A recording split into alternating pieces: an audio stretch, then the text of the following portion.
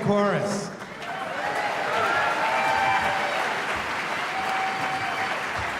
You know, every time I hear that song, I think of back in the 60s when we would get nonviolence training, and they would say, if you're scared, sing. And if you can't sing, just sing louder. Mayor Linville, elected representatives, friends, neighbors, citizens, my name is Clyde Ford. I'll be your host for today's event. Thank you, thank you. And I want to welcome you to the annual commemoration of Martin Luther King Jr. here in the city of Bellingham, Washington. That deserves applause.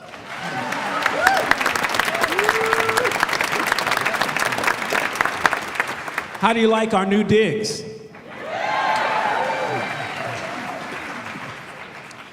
Just a couple of housekeeping details. For those of you with cell phones, would you check to make sure that they are on vibrate or turned off? And also, we ask that you bring a donation for the food bank. And maybe you were like me and forgot, and then on your way in had to stop at the store but have it, or maybe you forgot totally. There are some bins. You can place them in outside, I believe. And if you did forget, just make it, how should I say it, put it on your to-do list to stop by someplace to get a can of food and drop it off for the food bank. Thank you. And finally, I know some of you in the back are probably wondering what it is I have on this t-shirt. Now look, I am not a Minnesota Vikings fan, although I understand they pulled off a miraculous win last night, and I understand that purple is their color. The t-shirt says, I stand against hate. On the bottom, hashtag I'm with Cap. And it's simply a call out or a shout out to those marvelous young athletes who have showed us both in their actions on the field and off the field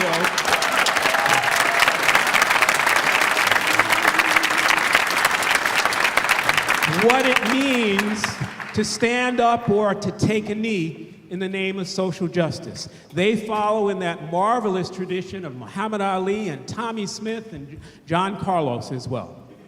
So with those few housekeeping details out of the way, I would like to invite our friends from Lummi, Children of the Setting Sun, to give the blessing for this event today. Thank you.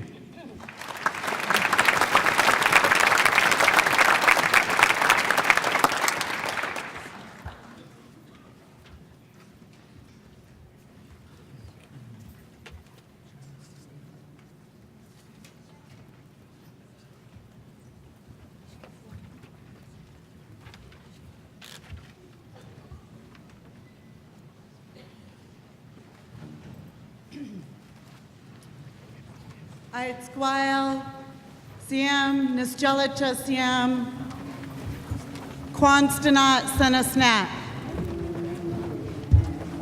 Great Creator, Father God, we ask for your guidance and protection in this journey of life that we have to share with one another and each other for generations to come. I'd like to quote the late Honorable Billy Frank Jr. I do not believe in magic. I believe in the sun, in the stars, the water, the tides, the flooding. They are measurements. They tell us how healthy things are, how healthy we are. Because we and they are the same, that's what I believe in. As we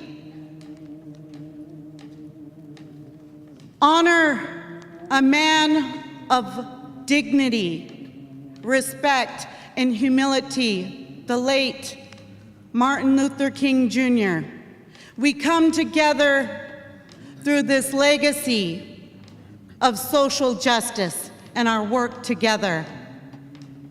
We ask that we share these gifts, and be contagious with the good things in life. I will close with the late John Trudell. No matter what they ever do to us, we must always act out of love for our people in the earth. We must not react out of hatred against those who make no sense. Haishka Siam Nisjalacha, Haishka Siam.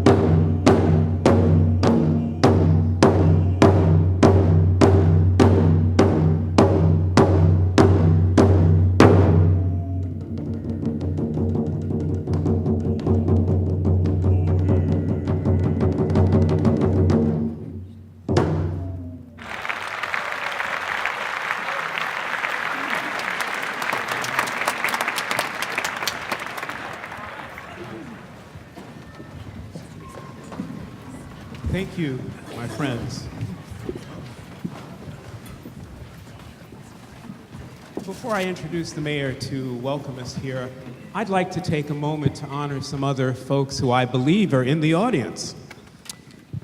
Is there anyone in the audience who, on August 28, 1963, was in Washington, D.C. for the March on Washington? If there is, could you raise your hand? And if you're able to, could you stand, please?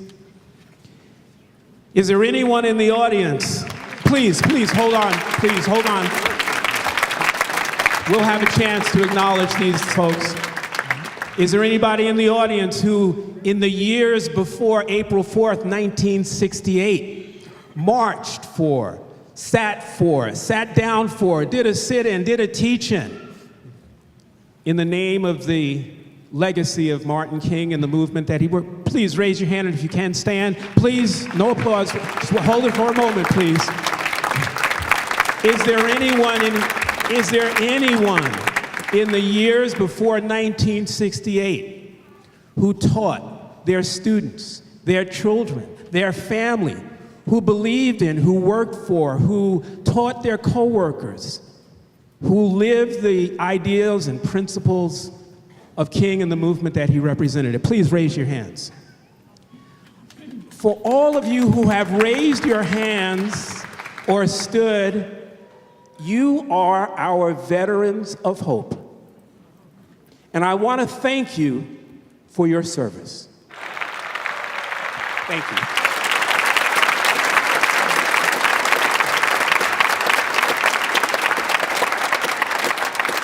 I heard a report recently that from Tacoma to the Canadian border, a majority of the mayors identified as female.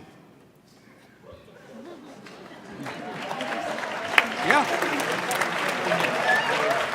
I also heard one of those candidates talking about the process of winning the election, and she said, well, and I believe this is one of the mayoral candidates for Seattle, she went into a nursing home, and in this nursing home, she was talking to some of the residents, and she said there was an elderly woman, probably in her 90s, and she said, honey, come here.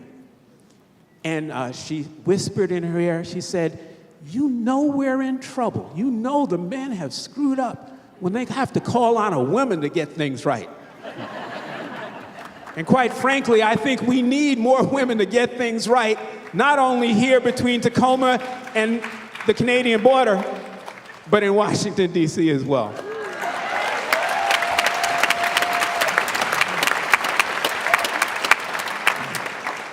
Mayor Kelli Linville is a fourth-generation resident of Whatcom County, a business person and entrepreneur. She's been a state representative, years and years of public service. It's really an honor, I think, to have someone like her that I can introduce, Mayor Kelli Linville of Bellingham, Washington.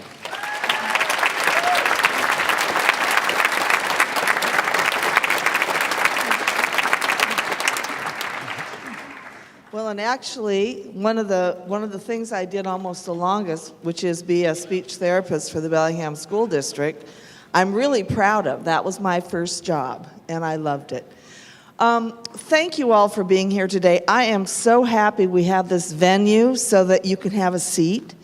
There was getting to be pretty crowded at City Hall, and you still sound good. I'm a little prejudiced. I love the way your singing sounds in the City Hall building, but this is wonderful.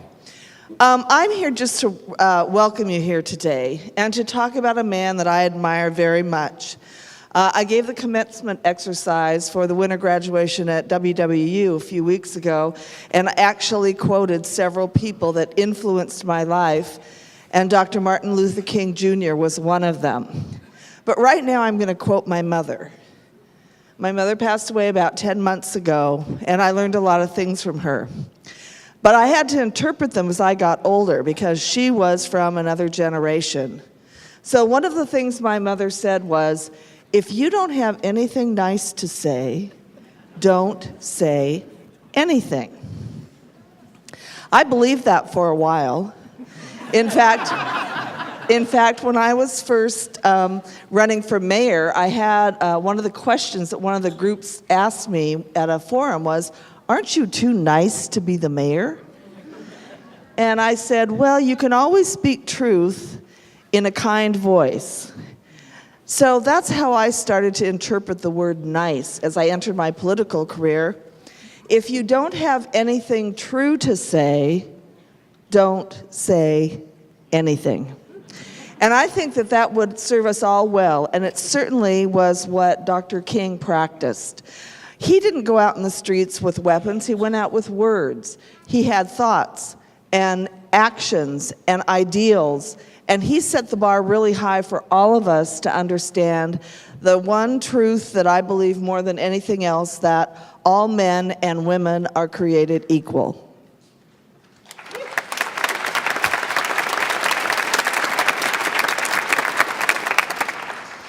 There's something about the word hate that makes my skin crawl.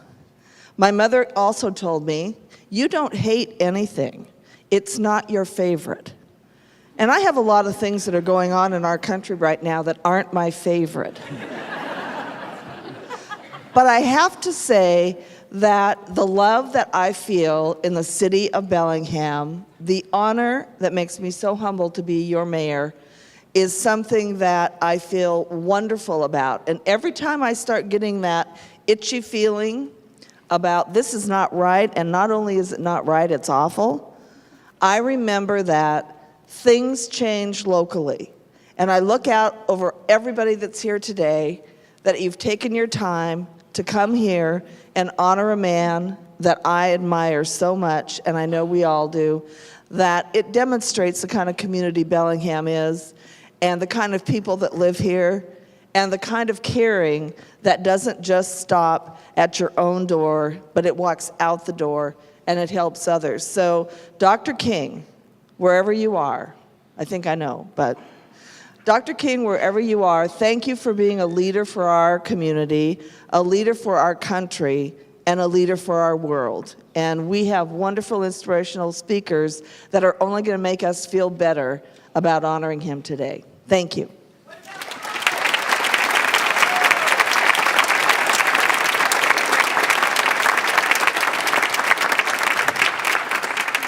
Thank you, Mayor Linville.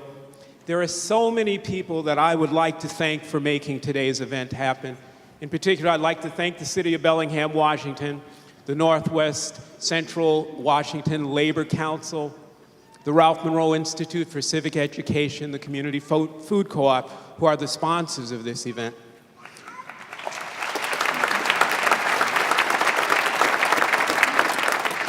I'd like to thank some of the people who are out and back in the foyer with their tables, and also in particular, Sarah Kate. Where is Sarah Kate? I think she's in the...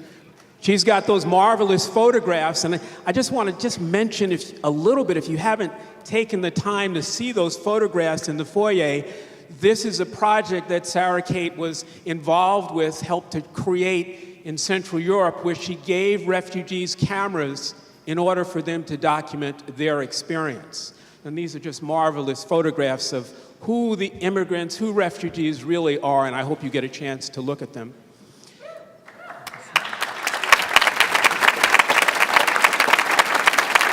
There are two people without whom this event would not happen. And the first person that I want to really shout out to, and with a deep sense of gratitude, is sitting right there in the second row, and that's City Councilman Terry Borneman. Please raise your hand, Terry.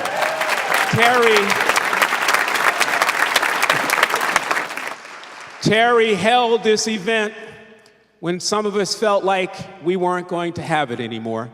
Terry said, I'm not going to let it go, and Terry has really been the heart and soul behind making this event happen each year. The other person is Marie Marchand. Where's Marie? I don't see her here. Is she inside? Well, wherever you are, Marie, she has this marvelous orange outfit on. Listen, the hard work of making this happen was really up to Marie. And I thank the city and the city council for paying her for doing it, because, I mean, this is a gal who not only was sending out emails and corralling all the speakers and making sure the programs were done and making sure the posters were done. I mean, she really made this event happen. So thank you so much, Marie. And I'll say this to you, and this is a personal message to you, because I know you'll understand. If Vincent were alive today, he would also be extremely proud of you. But I have to say one thing, Terry and Marie. While I appreciate so much that you invited me to be the MC, the host for this year's event, again, I also have to say I'm sorry. I'm sorry that I'm here. I mean, really. I know you're laughing, but I've got to tell the truth. Last year, now I'm somebody who honors their commitments, and last year I committed to you and Marie and to several other of my friends in the audience that I would be the host of this event for as long as Donald Trump was president. See, now here I was thinking that I was just making a commitment for 1 year, last year. Darn. We got a great program, and now we're going to bring back Dustin Willetts and the Kulshan Chorus.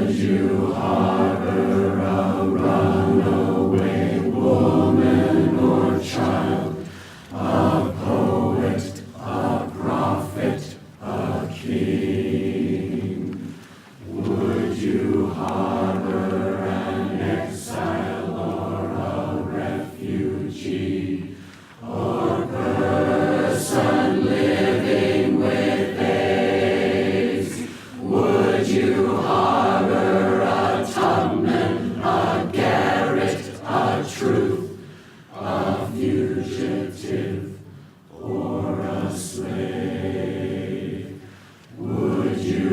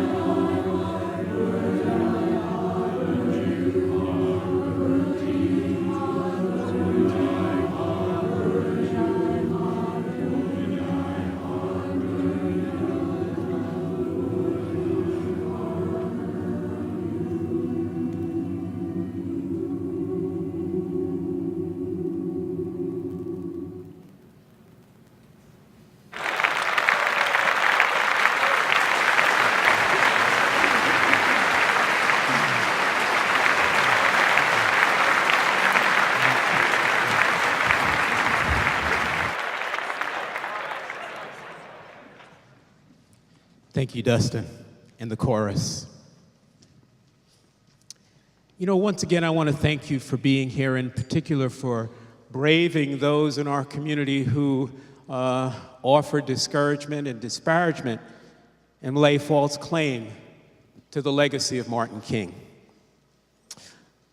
Any student of the Black freedom struggle, any student of the movement, anyone who was there knows that while we stood up at the barricades, we also sat down in the boardrooms.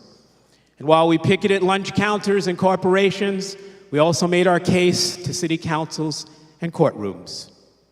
And while we worked hard to tear down barricades and barriers, we worked equally hard to build bridges.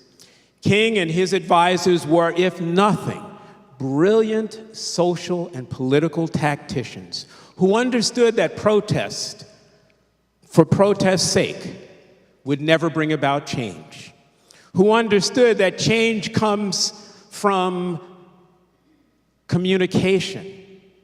Change comes from compromise, even if it takes protest to get unreluctant parties to the table. And change does not come from sowing the seeds of discourse and divisiveness, particularly among those who would stand with you, particularly here in Bellingham, Washington, where the long arc of social justice bends in the direction of equality, fairness, and inclusion. So I support all of those who would stand outside with raised hands to express their determination, but I also would hope that you could come inside and open your hands in communication and compromise. Failing to do so only empowers those who would deny us the very rights and justice we all seek. Failing to do so only empowers those who work hard to erode the gains we've made and fight for in the name of social justice, in the name of human rights, and in the name of peace. Failing to do so dishonors the legacy of the man and the movement we honor today. Now, when Terry suggested that the theme for today's event should be Together Against Hate, I not only thought that was a wonderful suggestion, but the first person who came into my mind that we should have with us is our next speaker, Trula Nichols. Because if you want to see somebody who walks her talk, it's Trula. If you want to see somebody who is doing things in this community that will make a difference, it's Trula. When I heard that Trula was doing a program, had worked both at Western and here in the community and got funded to create a program which is called a Dialogue on Race, and I hope she's going to talk to us about that, I said, there she goes again, doing the hard work of social change. It's easy to protest. It's a lot harder to sit down and bring people together to have those difficult conversations. I know because I was part of one of her roundtables where she had folks talking about their experience in terms of race in this country. So I want to really hope you will welcome to the stage my friend, professor of human services at Western Washington University, Trula Nichols.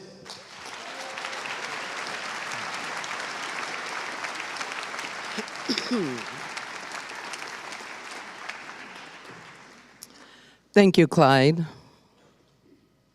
Once again, my name is Trula Nicholas. My pronouns, she, her, hers, or they, them, theirs. As you all are aware, our nation is facing very challenging times. There are many dimensions, many facets, many nuances to this time of challenge.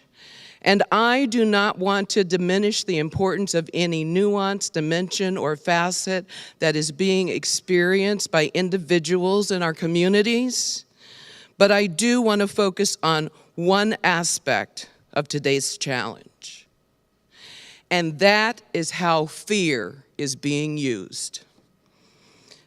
how fear is being used to push us apart, how fear is being used to cause us to see our neighbor as the other, how fear is being used to negatively disrupt our homes and our workplaces, and how fear is being used to shatter our sense of community. Now, I believe this presence of fear has become so ubiquitous, so ever-present, that we've become accustomed to its existence in our everyday lives. It is in the air that we breathe. It is in the food that we eat. It is in the conversations that we engage in, and it is in the conversations we choose not to engage in. This daily dose of fear that we take in is one of the reasons I believe we are distancing ourselves from each other. Why we feel it is desirable to surround ourselves with mostly like-minded people. Why we feel compelled to otherize our neighbor. Why we feel it necessary to build walls around ourselves, around our communities, and around our nation. So I ask myself, how can we combat this fear scenario? How can we alter this fear narrative? And I pondered, how can we bring back and improve our community connections? It is my conviction that we are social beings, that we all have a deep need to be in connection with one another. We all have a deep need to be in community with one another. And my therefore in this conviction is that we must reach out to one another, we must engage with one another, we must deepen our listening skills so that we can learn from each other. To do this, we must have courage, as Maya Angelou loved to say. We must have courage to examine our own thoughts, attitudes, and beliefs so we fully understand our role in perpetuating social injustices. And having done that, we must have the wisdom to know that we must regularly re-examine this. We must have the courage to engage with others, to risk saying something wrong, to maybe using the wrong word. But we also must have the insight to learn from that experience. We must have the courage to stand alongside, advocate with those who are targets of hate. And while doing this, we must make sure we do more listening than talking. We must have the courage to engage in conversation with our family, our friends, and our neighbors who, in both subtle and not so subtle ways, perpetuate hate. And also, we must continue to engage with those family members, those friends, and those neighbors. So staying connected to that courage, we will engage with one another. We will listen deeply to one another. We will learn from each other so that together we can take a strong stand against hate in our homes, in our neighborhoods, in our city, and in our nation. Thank you.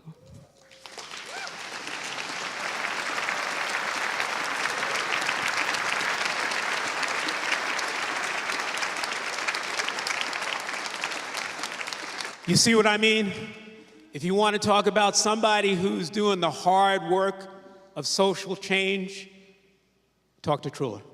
And I hope there's some literature about your program. There is. She's shaking her. There's some literature about what they're doing in terms of the discourse and dialogue on race. And I have to say, it is worthwhile participating in that. Now, when Terry and Marie and I were meeting about this event, Terry suggested, are you getting how important Terry is to all of this? Terry, no, he didn't even suggest this. He said, here, listen to this CD. This is the person that I want to have on this program. Thank you, my man.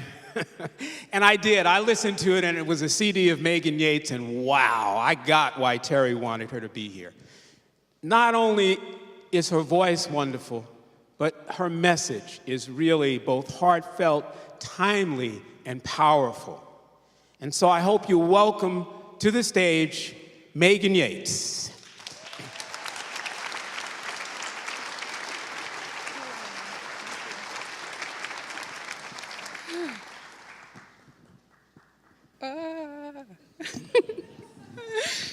So I was asked to sing, and I was also asked to speak. Not a thing I like to do, actually. But it's an honor to be here, to share a few words with you today. With my heart, I'd like to thank all of you for being here. How awesome. And thank you to all of the organizers, the volunteers, the musicians, the speakers, and all who've labored to bring all of us together here today.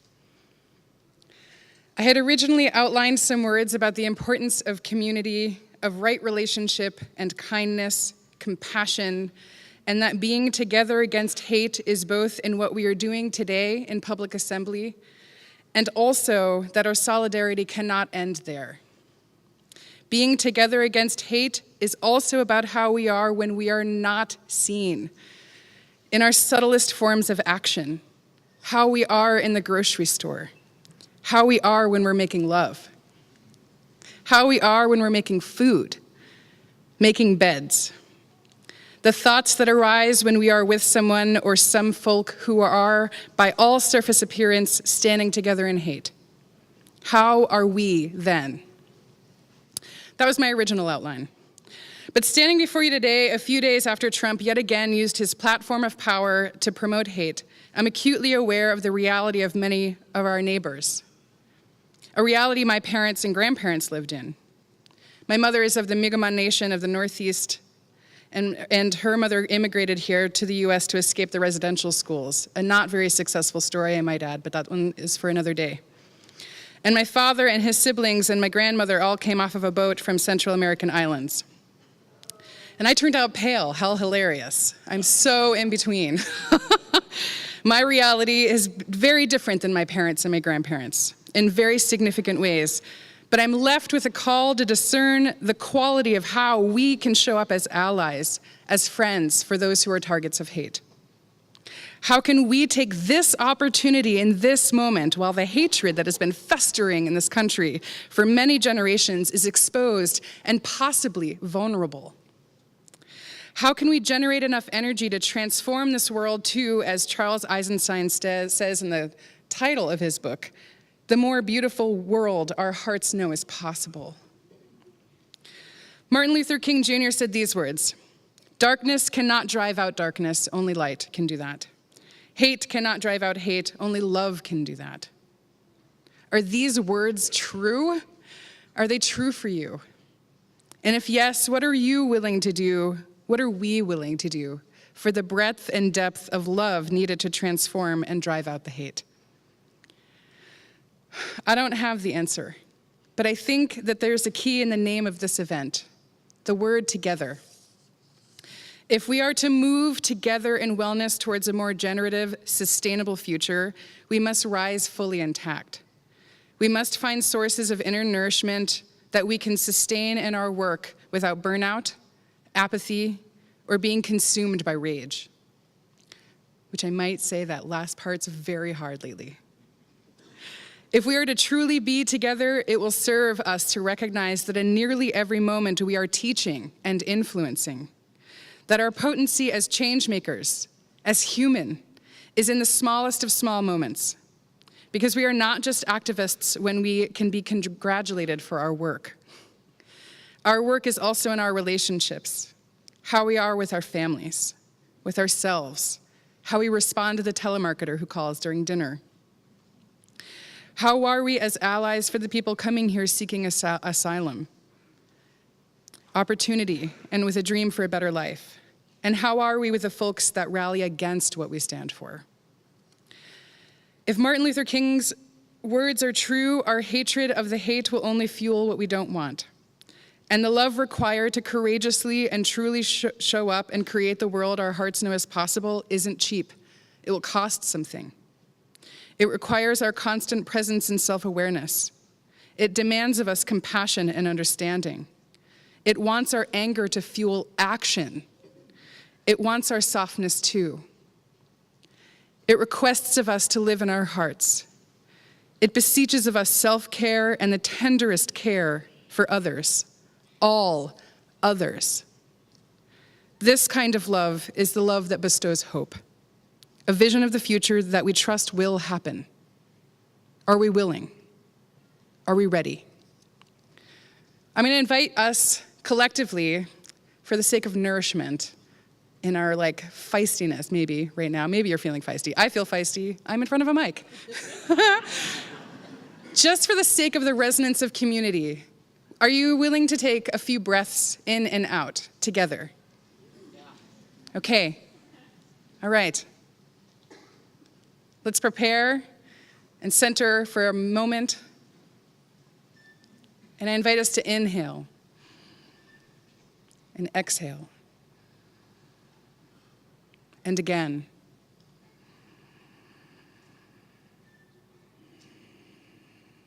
And again.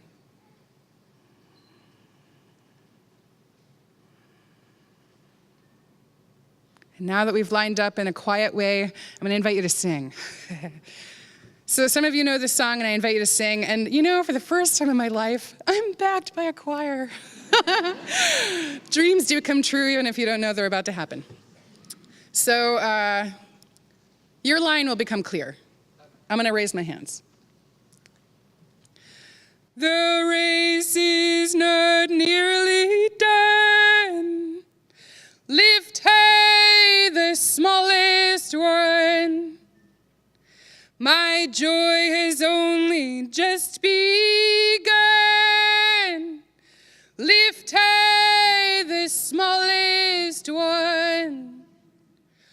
Radiant as the sun. Lift high the smallest one. A blossom colored by your love. Lift high the smallest one. The meek and humble I'll not shun. Lift high the smallest one. For all is all and all are one. Lift high the smallest one. Until the final thread is spun. Lift high the smallest one. And the race is finally run. Lift high the smallest one. Lift high, lift high, lift high the smallest one. Lift high, lift high, lift high the smallest one. Lift high the smallest one.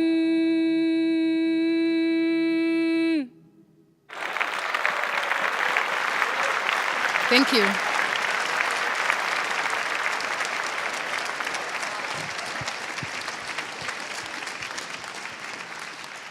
You see why Terry handed me that CD, right? Thank you, Meghan. I couldn't help thinking that when you were asking everyone to breathe together, you really were expressing the true meaning of the word conspire, to breathe together. I don't live within the city of Bellingham's limits. I live in Bellingham, at least that's what it says on my return address. I live out on the res, actually. But I don't live within the city limits, so I don't get to vote for people like Terry Borneman for city council and mayors like Mayor Kelli as well. But I do get to vote for Whatcom County Council. And the first time I saw Satpal Sidhu's name on that council, on the ballot, I said, wow, this is really cool. And when I read what he stood for, I liked it even more. I don't think that we in this country have done as good a job as South Africa has in attempting to come to terms with the awful history of prejudice, brutality, and slavery as they have in South Africa with apartheid. I don't think we in this country have done as good a job coming to terms with our history as even the Germans have done with their history of Nazism in World War II. You heard a previous speaker, Trula, talk about how challenging and difficult that work is.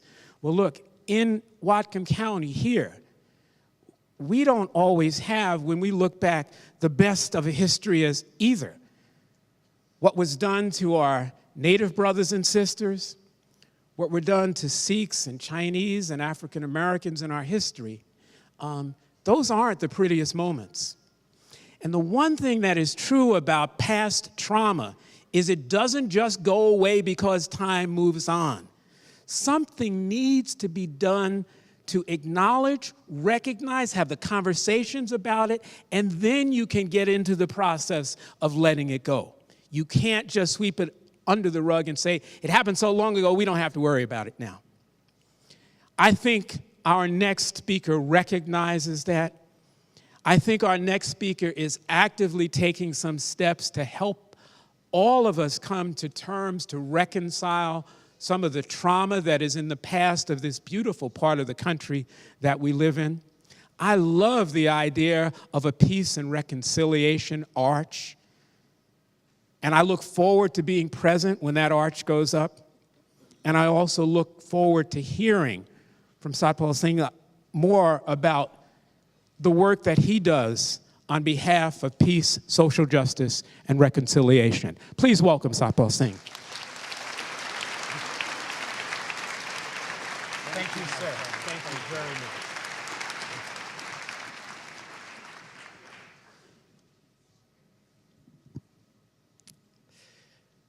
50 years ago, President Lyndon Johnson said in his proclamation, "The heart of America grieves today, a leader of his people, a teacher of all people has fallen." Martin Luther King has been struck down by violence against which he preached and worked. Men of all races, all religions, all regions must join together in this hour to deny violence its victory and to fulfill the vision of brotherhood that gave purpose to Martin Luther King's life and work. It is my great privilege and honor to be here with you celebrating the life of Dr. Martin Luther King Jr., a great American, a Baptist preacher, a civil rights leader who changed America forever. I am a follower of Sikh religion. The founder of Sikh religion challenged a few thousand-year-old Indian caste system, which labeled certain people as untouchables merely because of their birth in a certain family.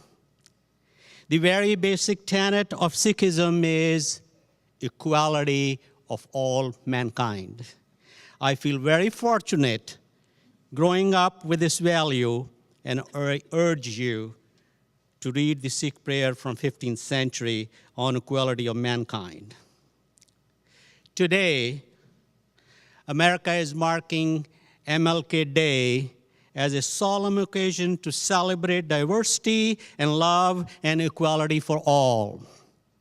The day reminds us of accomplishments of Dr. King and those who dedicated their lives to ensure that our country lives up to the true meaning of its creed and our Constitution, that all men and women are created equal.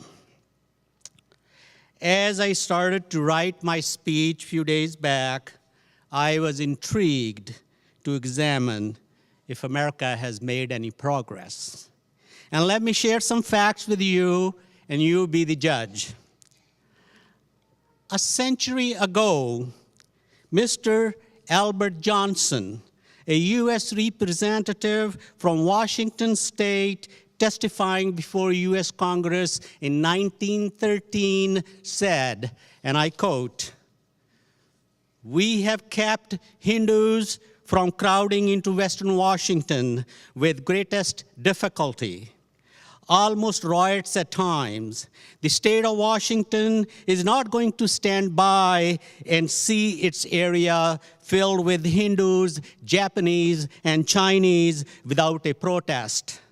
It is not a question of undue excitement or race prejudice. I myself, at home, have taken part in this agitation which has grown out of this situation," unquote. A century later, in 2015, Satpal Sidhu, a first-generation immigrant from India, gets elected to the Whatcom County Council.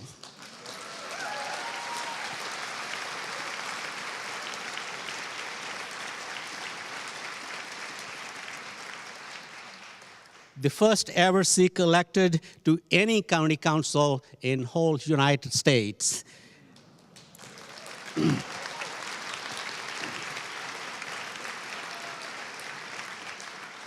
50 years ago, Dr. King, accepting an honorary degree at Newcastle University in the United Kingdom, said, "There are three great problems facing the world: racism, poverty, and war."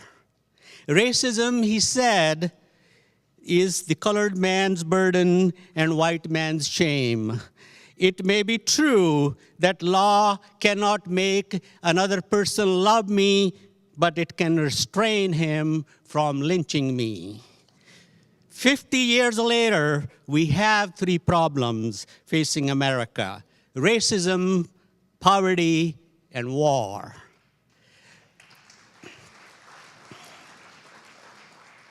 Pockets of racism are still alive in Whatcom County. In 2017, a former Whatcom County Council member invoked the birther question and publicly challenged through Facebook that Satpal Sidhu is an illegal resident. Another former Whatcom County Council member also implicitly endorsed the inquiry, and several citizens of this county had likes on these comments. We are about to complete the first 2 decades of 21st century, and we have Charlottesville, we have Standing Rock, we have Muslim ban, we have Black Lives Matter, we have DACA, we have homeless, we have families staring at bankruptcy because their loved one got sick, we have snowballing income inequality, we have borrowed money to give tax cuts to wealthy, we have a president endorsing Roy Moore to become a new U.S. Senator, and we have a hashtag #MeToo. I can go on and on and on.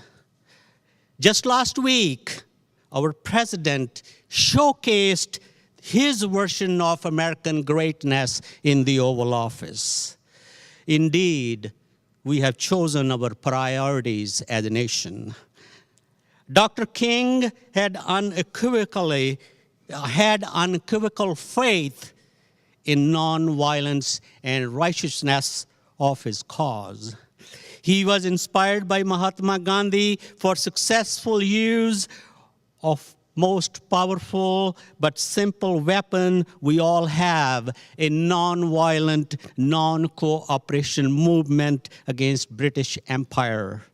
Dr. King, with nothing more than a firm resolve and love, fought centuries of oppression and discrimination to heal the wounds that have been tearing this country apart since its very inception.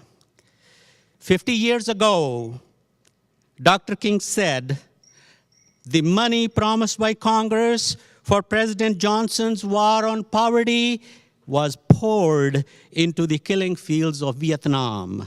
He said, "A nation that continues year after year to spend more money on military defense than the programs on social uplift is approaching spiritual death."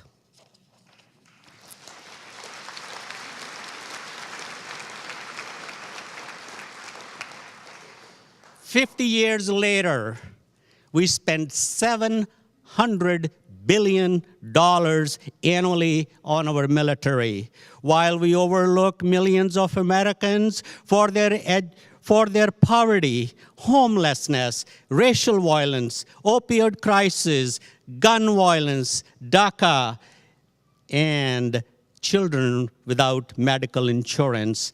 Our governing party leaders are determined to spend $100 billion on a useless border wall. Indeed, we have chosen our priorities as a nation. A century ago, newspapers in Bellingham wrote on their pages, "These immigrants take away our jobs. They are a threat to our society. They have different religion. They accept wages on which a white man cannot live." A century later, we have the same rhetoric about immigrant population. We are demonizing a farm worker, a construction worker, a simple laborer, a university graduate, a DACA veteran who volunteered to lay his or her life to defend America. We are so eager to throw them out. We have a deportation force, and we want to end family reunification, and we want to build walls, not bridges and highways. A century later, our local government and community is enthusiastically supporting the construction of Arch of Healing and Reconciliation in front of City Hall of the same city which violently expelled 356. The Chinese immigrants met similar treatment in 1885. And most recently, in 1942, American citizens of Japanese descent were incarcerated without a single incident of treason in their own country for unfounded fears and assumptions. Indeed, we have chosen our priorities as a nation. A century later, in 2018, our president just insulted half of the world population for the color of their skin and the economic status of their countries. I would like to share this with you. Today, Microsoft, Google, Adobe, MasterCard, Pepsi-Cola, Nokia, Bose, and Warren Buffett's empire are run by first-generation immigrants from India alone.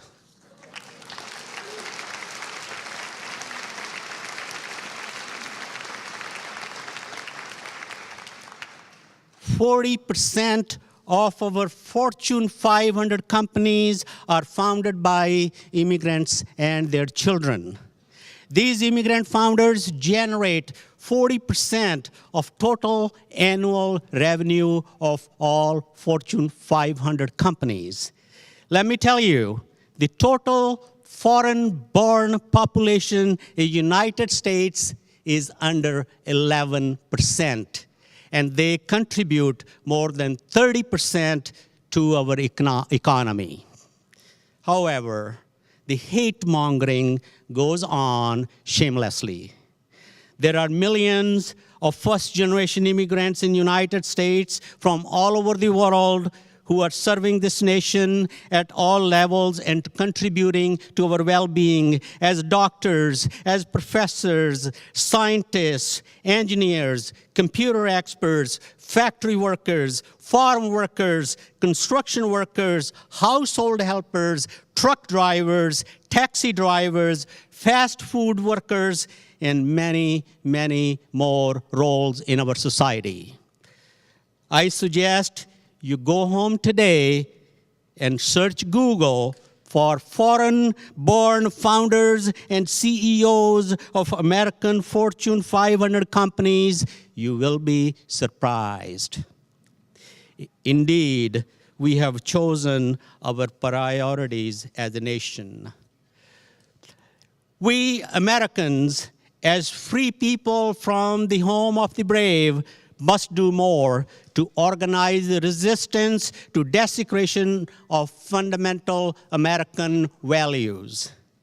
We must do more to question the integrity and honesty of our national leaders, and we must unite to protest our government for its wrongdoing. That, to me, would be a fitting memorial to Dr. King.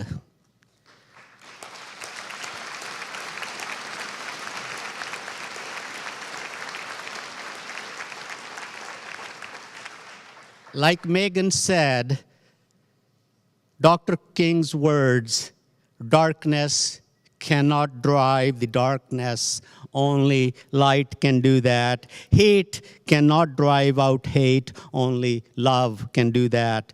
The Arch of Healing is a memorial for the resilient immigrants from Asia who dare to dream better life for them and their families in America. Please, send your donations to Whatcom Community Foundation. They have a table out in the lobby, and help this project as a memorial to all the immigrants. God bless you. God bless America.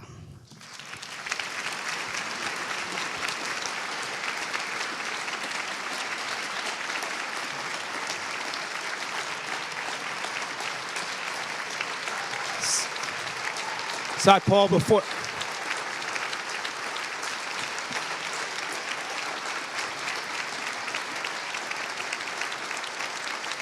Sir, before you leave the stage, I also would like to say to you, in apology that I pronounced your name incorrectly, Satpal Sidhu. It does not change me.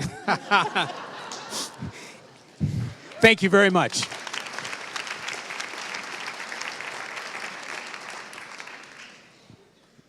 And in just a moment, we're going to now bring back Meghan Yates. Living is crazy, crazy. It's all blood and tears. Even when we're happy,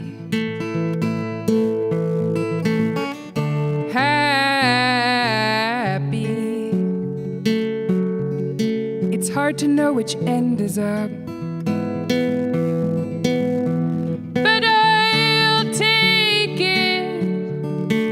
I'll take all of it. The shit that shimmers and the should have beens. The I'd love for it to be so. What's better than this? I'd love to know.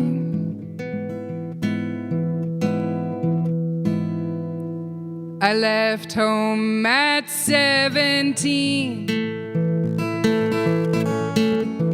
17. My daddy just died. Oh, deep in my heart, I do believe we should shall overcome. We shall overcome and bridge divides. And I'll take it. I'll take all of it, the pleasure and the pain, losses and gains. The I wish you were here's. I'm dying, dears, twin towers crumbling, and the oil pipes they're trying to build. And the earth is crying, people are crying, but we are also rising. We are also rising with hearts on fire, singing we shall overcome. We shall overcome. We shall overcome. Living is crazy.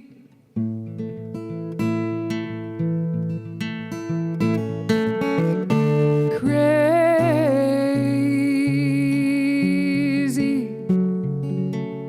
Someday.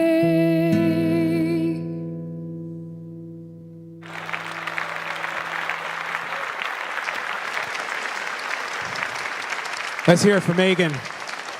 Thank you. Thank you.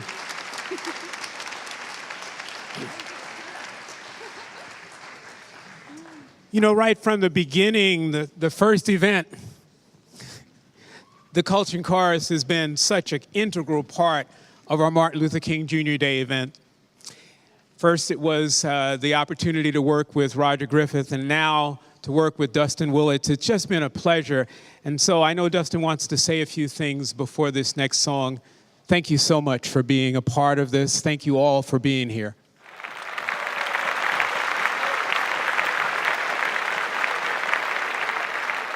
Thank you very much again for having us.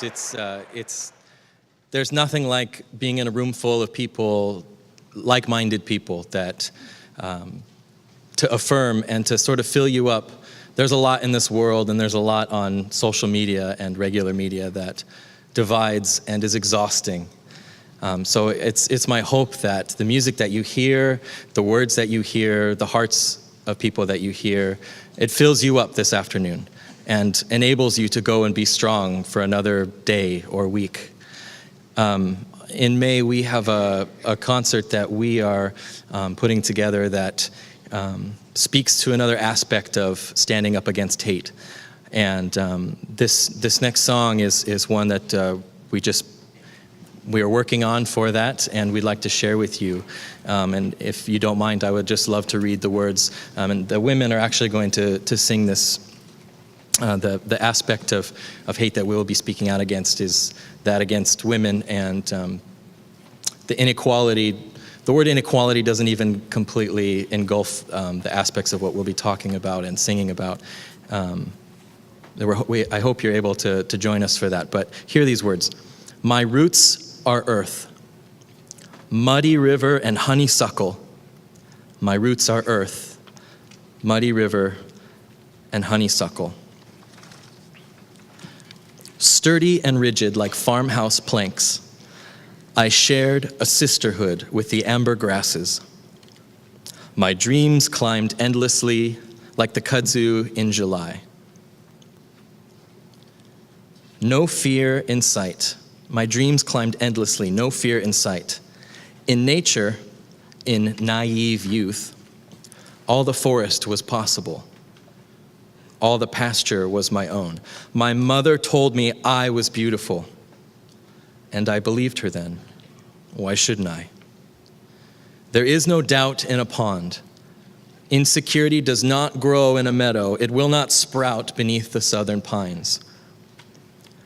It is planted by the boys on the school bus, tended by the words of small minds. And words may wound you, but are they true? You are beautiful. You are enough. You must believe in that.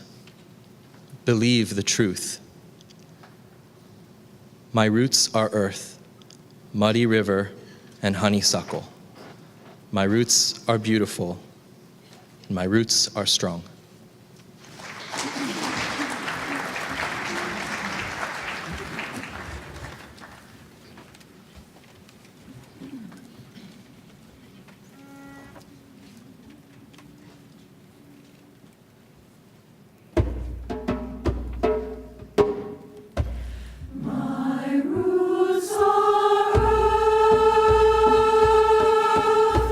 Muddy river and honeysuckle.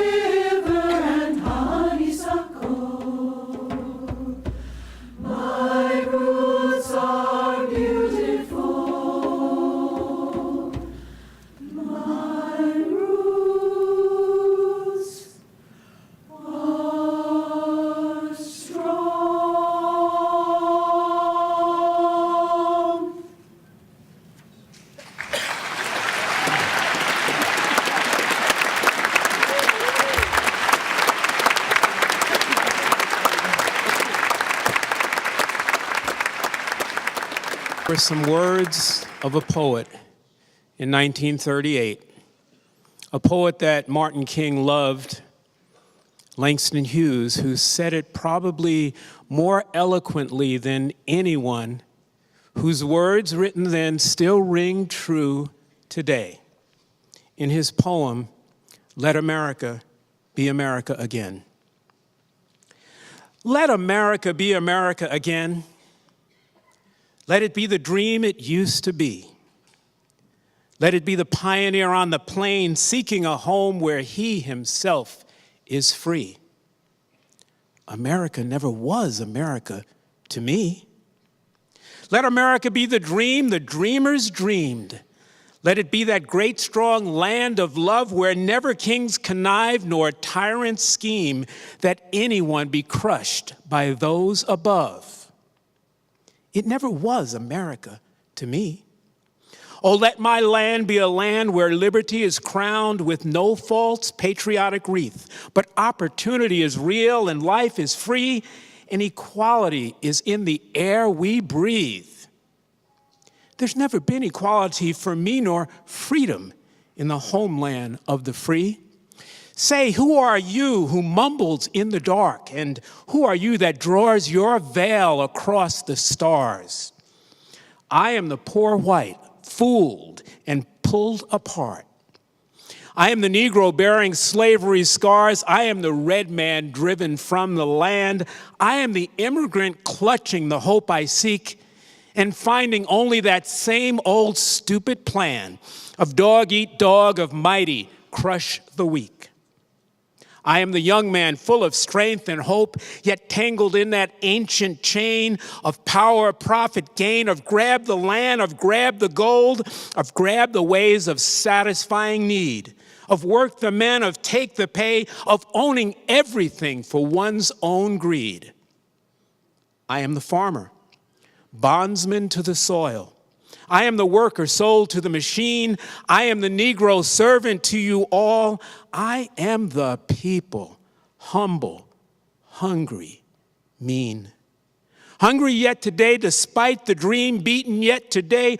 Oh, pioneers, I am the one who never got ahead. I am the poorest worker bartered through the years. Yet I'm the one who dreamed this basic dream in the old world while still a serf of kings, who dreamed a dream so strong, so brave, so true, that even yet its mighty daring sings.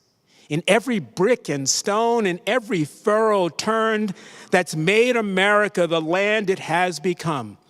Oh, I am the one who sailed those early seas in search of what I meant to be my home. For I am the one who left dark Ireland's shores and Poland's plain and England's grassy lea, and torn from black Africa's strand, I came to build a homeland of the free. The free? Who said the free? Not me. Surely not me. The millions on relief today, the millions shot down when we strike, the millions who have nothing for our pay, for all the dreams we've dreamed, all the songs we've sung, all the hopes we've held, all the flags we've hung. The millions who have nothing for our pay except the dream that's almost dead today. Oh, let America be America again, the land that never has been yet and yet must be, the land where every person is free, the land that's mine, the poor man's, Indians, Negroes, me, who made America, whose sweat and blood, whose faith and pain, whose hand at the foundry, whose plow in the rain must bring back our mighty dream again. Sure. Call me any ugly name you choose, the steel of freedom does not stain. For those who live like leeches on people's lives, we must take back our land again. America. Oh yes, I say it plain. America never was America to me, and yet I swear this oath. America will be. Out of the rack and ruin of our gangster death, the rape and rot of graft and stealth and lies, We, the people, must redeem the land, the mines, the plants, the rivers, the mountains, and the endless plain, and all the stretch of these great green states, and make America again.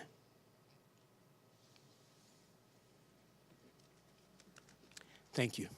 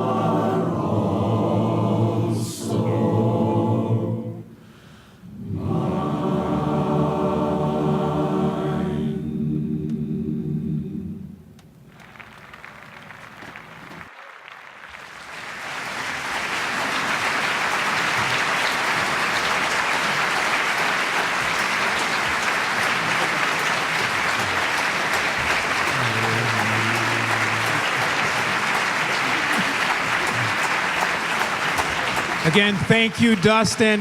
Thank you, Kulshan Chorus. Thank you all for being here. Be well, and I look forward to seeing you next year.